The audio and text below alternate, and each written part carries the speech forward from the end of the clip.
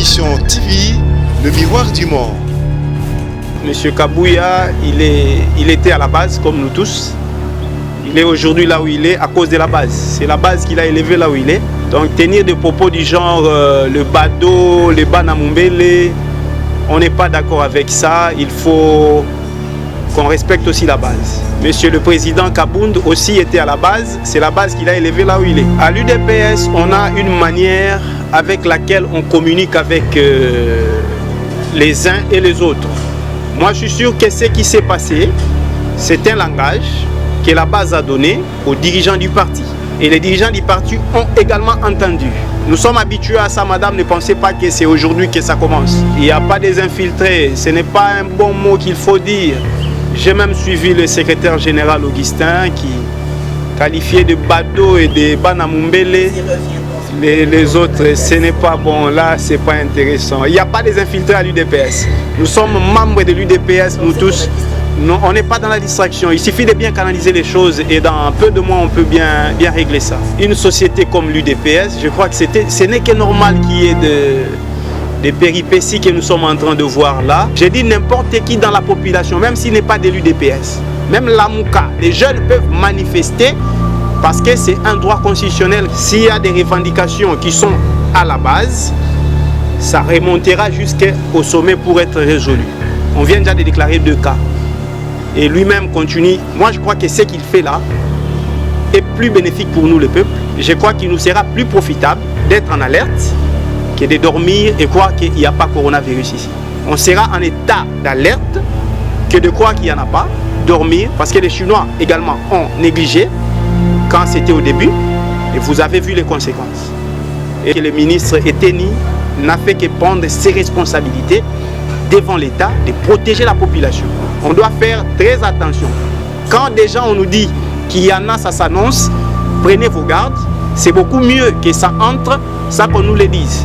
Et il n'y a pas très longtemps, on avait des ministres ici au pays, des maladies ravageaient déjà des gens, mais les ministres bouffaient l'argent et ils disaient qu'il n'y a rien. Nous n'avons pas encore un médicament qui peut guérir. Ce qu'il faut faire, c'est empêcher au maximum que les gens aient ces virus-là.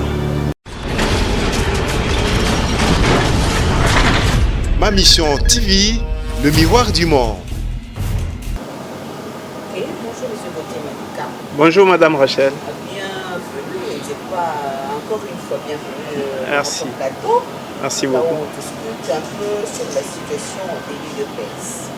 Alors déjà, nous commençons avec la situation qui s'est passée hier mercredi au sein de l'UDPS.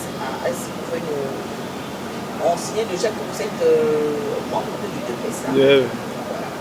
Alors, si vous pouvez déjà nous dire un peu, nous relater un peu la situation exacte de ce qui s'est passé hier mercredi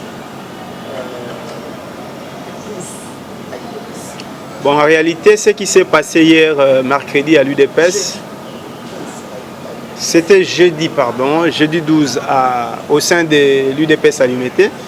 C'est la revendication de certains amis par rapport à certains placements qui se sont faits au niveau du parti. Mais c'est une revendication interne, ce n'est pas trop grave. Mais c'est pas trop grave, comme vous le dites, mais c'est pas trop grave, mais ça apporté de dégâts. Oui, mais parce que les uns et les autres ne veulent pas se comprendre, c'est comme ça que c'est arrivé à ce niveau-là. Je crois que les revendications ont leurs étapes. Il y a eu des étapes de pourparler. Je crois que les amis ont vu qu'ils n'ont pas été écoutés. C'est ainsi qu'ils sont passés à la vitesse supérieure, d'aller revendiquer jusque dans la rue. Et de l'autre côté, la hiérarchie du parti a vu que ce n'était pas aussi important que les amis en arrivent là. Mais d'une manière ou d'une autre, s'il faut quand même prendre position, je vais demander aux autorités de parti, aux autorités de l'UDPS, d'écouter la base. Parce que c'est la base qui élève toutes les autorités là où ils sont. Alors, dites-nous, M. Gauthier Maduka, parlez-nous un peu de CEP. Ouais, la commission électorale permanente. C'est quoi, en fait, au sein du parti et quel est son rôle? Parce que je crois que c'est d'ailleurs ça qui est à la base du désordre. Merci beaucoup. La commission électorale permanente du parti, c'est l'organe dans l'UDPS qui s'occupe des élections à tous les niveaux, hein. Même pour présenter les candidats du parti à la CENI. C'est la commission électorale permanente qui traite tous les dossiers des candidatures et qui présente, qui apporte au pays la liste de candidats de l'UDPS. C'est à ce niveau-là qu'on gère toutes les candidatures de tous les membres qui ont des ambitions pour postuler dans tel ou tel poste du pays. C'est dans ces cabinets-là, donc c'est dans cette commission électorale permanente qu'on fait ces histoires-là. Je crois que c'est un des organes clés de l'UDPS. En réalité, ils ont des membres, ils étaient autour des 50 qui étaient nommés ensemble, ils ont siégé, ils ont fait les élections. À l'époque, on avait élu M. Jacquemaine Chabani, le maître Jacquemaine, comme président. C'est lui qui œuvrait encore jusque-là. Et dernièrement, il y a eu une autre élection qui a mis quelqu'un d'autre. Et les secrétaires généraux de l'UDPS, donc je veux parler du président de l'UDPS, M. Jean-Marc Kabound, le président AI, a acté maintenant cette élection-là, le PV de cette élection, pour reconnaître le nouveau président qui est là. Mais la base n'a pas voulu tolérer ça. Ils ont vu que les amis ont fait un peu de choses, les élections à la hâte. C'est ainsi que ça crée un peu de problème. Normalement, ils auraient pu parler encore un peu plus profondément avant d'en arriver là.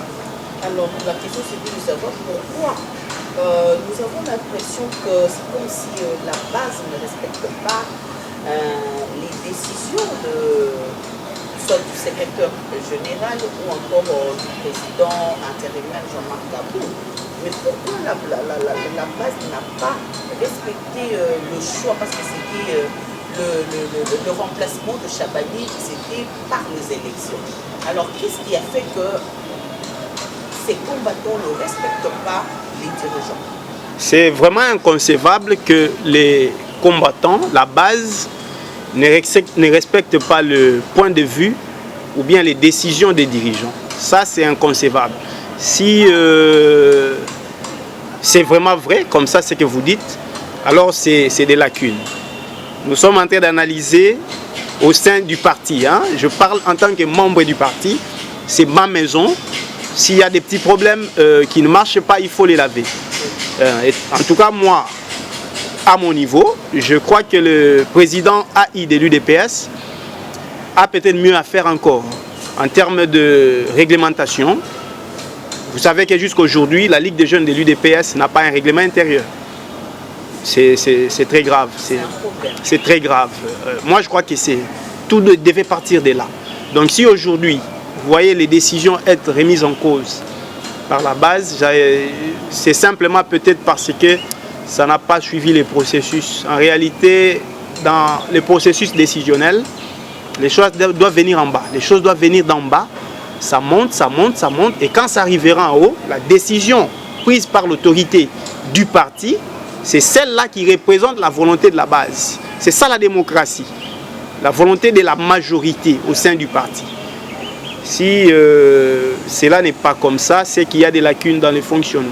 Alors, dites-nous, monsieur Boutimétika, quel est le rôle joué Jacquemaine Chabani au sein de l'UDPS? Monsieur Jacquemaine Chabani était secrétaire général du parti à l'époque où nous étions en campagne électorale pour le feu président Étienne Tshisekedi Wamulumba quand il était candidat président de la République en 2011.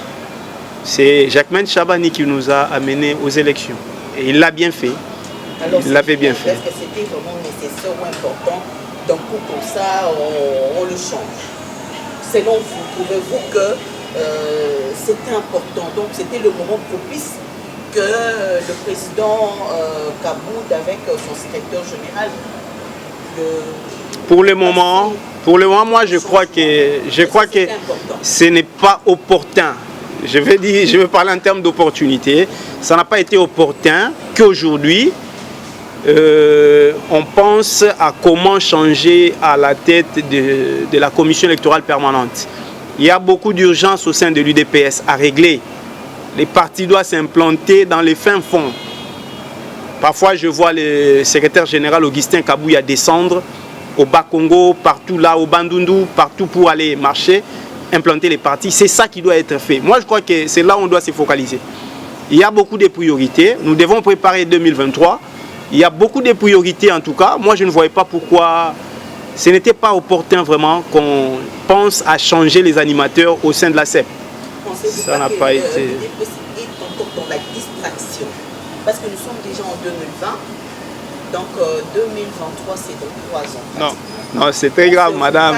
Je suis de l'UDPS. L'UDPS est encore dans la distraction. Je suis moi-même d'élu. De faire les plantations, être partout en RDC et vous êtes là en train de vous chamailler. Madame, si nous parlons, c'est parce qu'on veut que ça change. C'est parce que ça ne sera pas comme ça. L'UDPS n'est pas dans la distraction. Au contraire, ceux qui sont ailleurs, ils pensent venir nous distraire, mais on ne se laissera pas faire. C'est pour ça qu'on est là. C'est pour ça que nous passons pour analyser et échanger. Il n'y a pas des infiltrés. Ce n'est pas un bon mot qu'il faut dire. J'ai même suivi le secrétaire général Augustin qui qualifiait de bado et de banamumbele. Les autres, ce n'est pas bon. Là, ce n'est pas intéressant. Il n'y a pas des infiltrés à l'UDPS. Nous sommes membres de l'UDPS, nous tous. Non, on n'est pas dans la distraction. Il suffit de bien canaliser les choses et dans peu de mois, on peut bien régler ça. Alors, dites-nous aujourd'hui, il y a le combattant qui exige le départ de Jean-Marc Kabound et Kabouya. Que pensez-vous? Non, ça ne devait pas normalement être comme ça parce que c'est... Madame, là où sont les hommes, c'est comme ça. C'est ça les péripéties de la vie. Et surtout pour une société comme l'UDPS, je crois que ce n'est que normal qu'il y ait des péripéties que nous sommes en train de voir là. Mais je crois que c'est des choses qui vont se régler. C'est des choses qui vont se régler au sein du parti. Les linges, ça, c'est là en famille, dit-on. Tout le monde va se parler et on aura un langage commun. Alors, dites-nous un peu, donc, avant de poser la dernière question, là, je vous demande, puisque vous avez déjà épinglé cela, et en secrétaire général d'un grand parti comme l'UDPS qui parle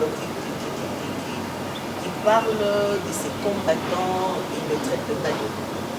Ça, c'est intolérable. Comment jugez-vous le propos de Jean-Marc Kabound? Et puis, c'est à la radio.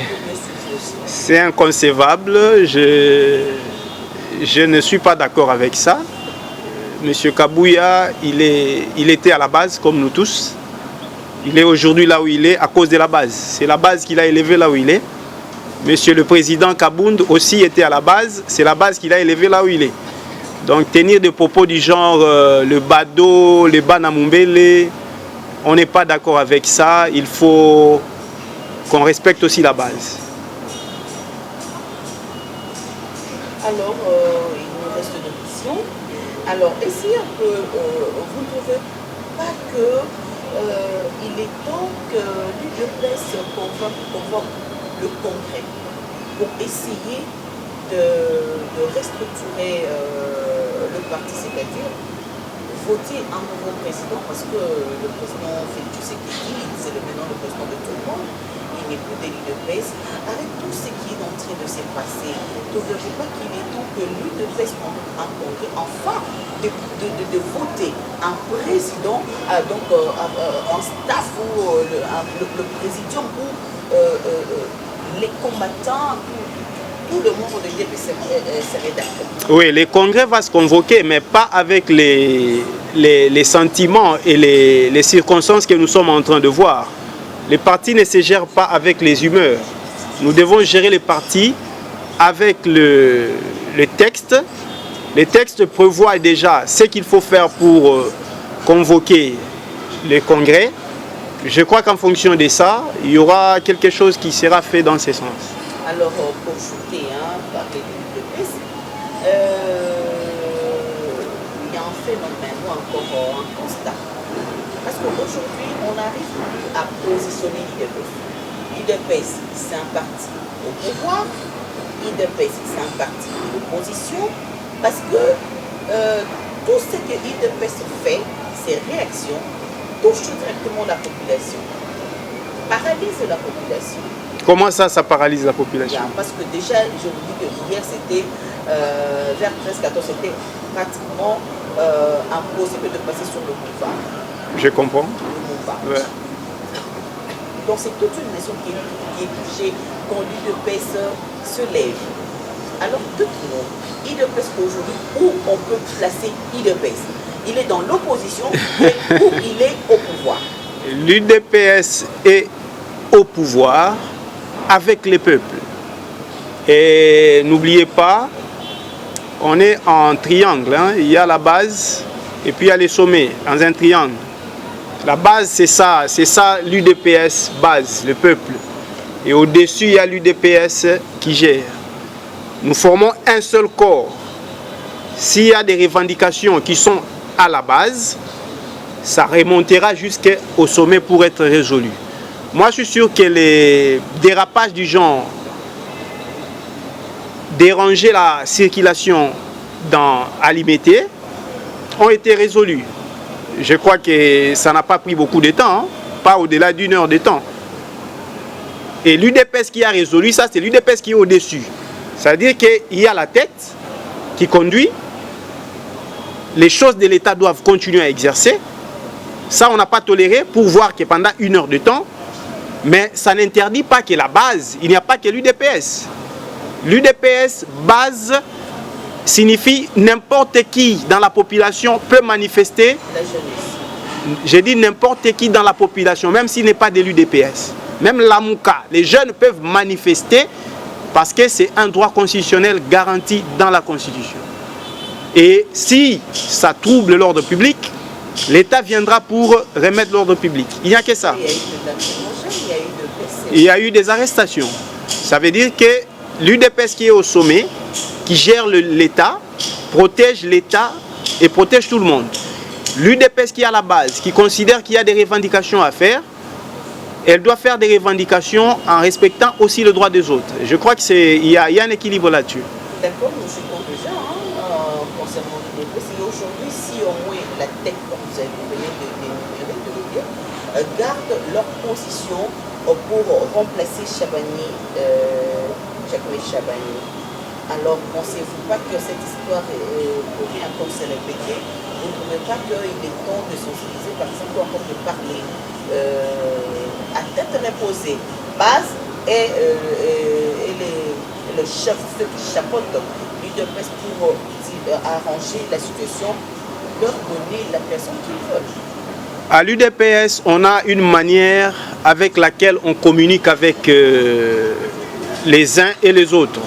Moi, je suis sûr que ce qui s'est passé, c'est un langage que la base a donné aux dirigeants du parti. Et les dirigeants du parti ont également entendu. Nous sommes habitués à ça, madame, ne pensez pas que c'est aujourd'hui que ça commence. J'ai commencé à vivre ça à l'UDPS il y a très longtemps. On sait comment on s'écoute et le problème sera réglé. C'est un problème interne, ça n'a rien à voir avec les institutions, ça n'a rien à voir avec la politique du pays. D'accord, merci M. Bokomadika. Je crois qu'on vient de clôturer la page questions sur l'UDPS. Parlons un peu de leur juste question sur le comportement de notre ministre, le ministre de la Santé, Témi Boboto, qui annonce dans tout, il y a coronavirus ici en RDC, particulièrement ici à Kinshasa. Et après plusieurs enquêtes, le monsieur qui dit non, il n'a pas ça. Comment trouvez-vous la réaction du ministre? Comment voyez-vous ces vents de coronavirus qu'on prétend dire qu'il y en a, c'est déjà ici à Kinshasa? Madame, on a un seul répondant sur la santé publique en République démocratique du Congo. Si aujourd'hui, il y a une crise de santé en République démocratique du Congo, dans la population congolaise, il y a une seule personne qui est qualifiée pour répondre à toutes ces questions-là. Ce qu'il a dit, il nous met en alerte. Je crois qu'il nous sera plus profitable d'être en alerte que de dormir et croire qu'il n'y a pas coronavirus ici. On vient déjà de déclarer 2 cas. Et lui-même continue. Moi, je crois que ce qu'il fait là, est plus bénéfique pour nous, le peuple. On sera en état d'alerte que de croire qu'il n'y en a pas, dormir, parce que les Chinois également ont négligé quand c'était au début, et vous avez vu les conséquences. Et je crois que le ministre Eteni n'a fait que prendre ses responsabilités devant l'État de protéger la population. Vous savez qu'ici, on est très entassés. Hein? On est très entassés, nous sommes nombreux. On doit faire très attention. Quand déjà on nous dit qu'il y en a, ça s'annonce, prenez vos gardes. C'est beaucoup mieux que ça entre, ça qu'on nous le dise. Il y a pas très longtemps, s'il vous plaît, il n'y a pas très longtemps, on avait des ministres ici au pays, des maladies ravageaient déjà des gens, mais les ministres bouffaient l'argent et ils disaient qu'il n'y a rien. Je ne vais pas citer le nom, hein, moi je parle. On disait qu'il n'y avait rien. Il faut le dire pour que le peuple soit en alerte.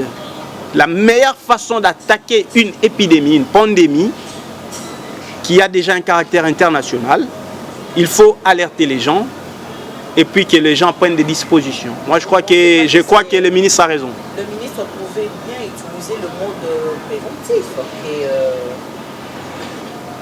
dire que techniquement parlant, il n'y a pas de matériel techniquement parlant. C'est pourquoi il faut faire la prévention. Ce qu'il a fait là, c'est au fait la prévention. Parce que si, écoutez madame, la prévention, ça signifie qu'il faut empêcher que le virus... Ce qu'il est en train de faire, au fait, il y a quoi? Nous n'avons pas encore un médicament qui peut guérir. Ce qu'il faut faire, c'est empêcher au maximum que les gens aient ces virus-là. Voilà ce qu'il a fait. Donc, le fait d'alerter la population, c'est une manière, ça entre dans la méthode préventive de la propagation du virus. Merci beaucoup, M. Boutimati. Merci, madame, pour votre invitation. Je crois qu'on n'aura encore le temps de vous inviter à chaque fois qu'on aura le sujet. Merci. Ma Mission TV, le miroir du monde.